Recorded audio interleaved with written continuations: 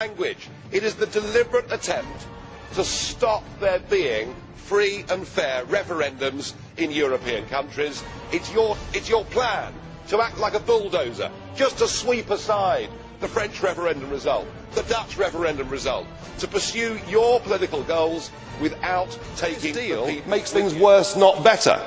100 billion is put up for the Spanish banking system, and 20% of that money has to come from Italy.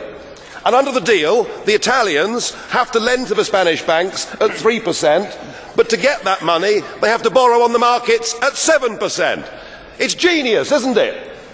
It really is brilliant. So what we're doing with this package is we're actually driving countries like Italy towards needing to be bailed out themselves. This ship, the Euro Titanic, has now hit the iceberg, and sadly there simply aren't enough lifeboats.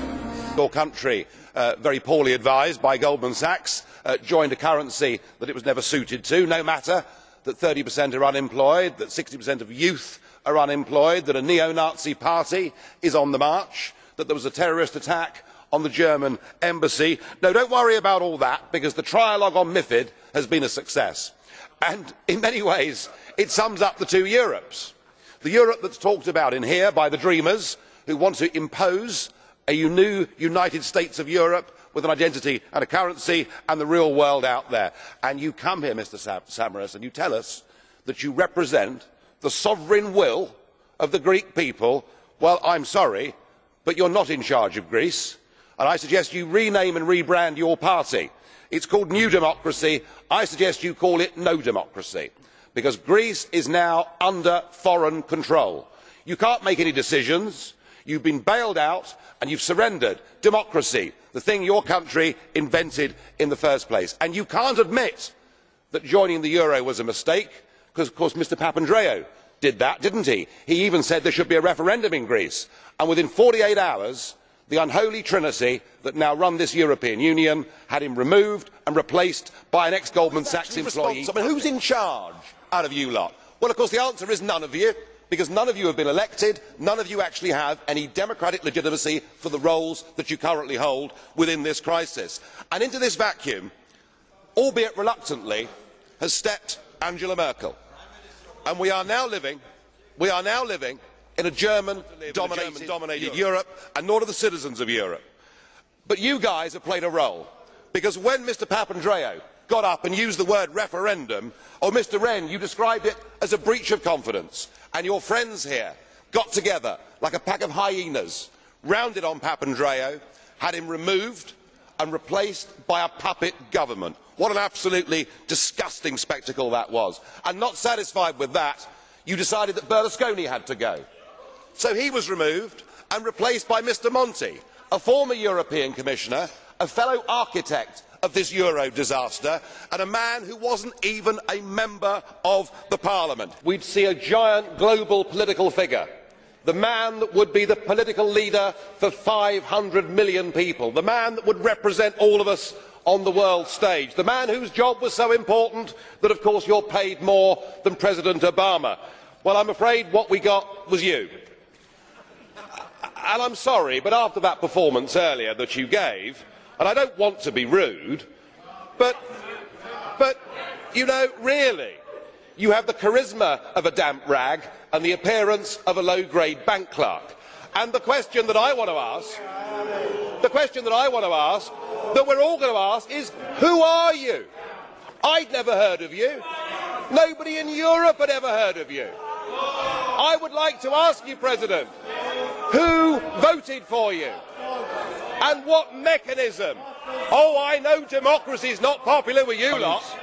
And what mechanism do the peoples of Europe have to remove you? Is this European democracy? Well, I sense, though, that you're competent and capable and dangerous, and I have no doubt that it's your intention to be the quiet assassin of European democracy and of the European nation. Puppet Papademos is in place, and as Athens caught fire on Sunday night, he rather took my breath away. He said, violence and destruction have no place in a democratic country. What democratic country? He's not even a democratically elected Prime Minister. He's been appointed by you guys. And Greece isn't run through democracy now, it's run through a troika. 3 foreign officials that fly into Athens airport and tell the Greeks what they can and can't do.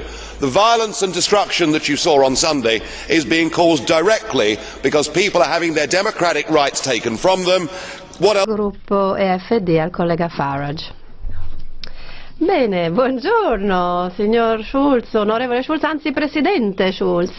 So che è compito mio congratularmi con lei, ma visto che il risultato lo conoscevamo già 2 anni e mezzo fa, visto che era già stato stabilito quello che sarebbe stato fatto, non sembra avere molto senso. Nessuno nell'Europa di oggi avrebbe un compito e un lavoro di questa importanza che sia garantito in questo modo 2 anni e mezzo prima, se non qui in politica. Che divertente. Io mi chiedevo che tipo di Presidente Schulz avremo mai.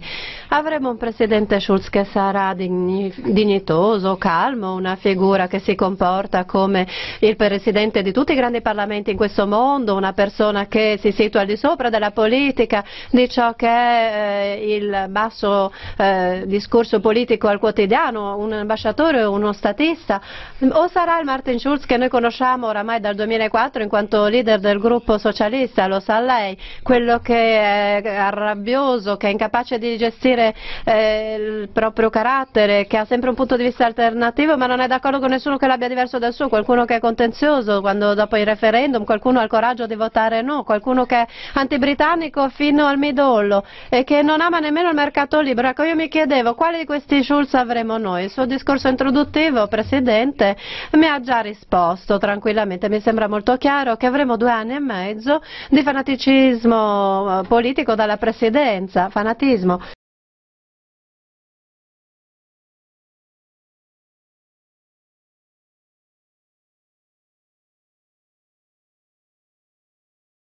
The euro. The difference, of course, is that I'm going to get better, and looking at the faces in this Parliament today and hearing the tone of voice, I suspect that the euro's problems now may well be terminal. The folly of your policies has already blighted the lives of tens of millions of people in Europe, and it now threatens to blight hundreds of millions of people. This whole project was based, of course, on a lie, as Mr Van Rompuy has admitted. It is perfectly clear that economically it doesn't work, but interestingly, politically it can't work either. Nobody ever gave consent for this project. There is clearly no such thing. We're at a crossroads. We need to turn back. People need national control over their currencies and over their economies. This isn't working.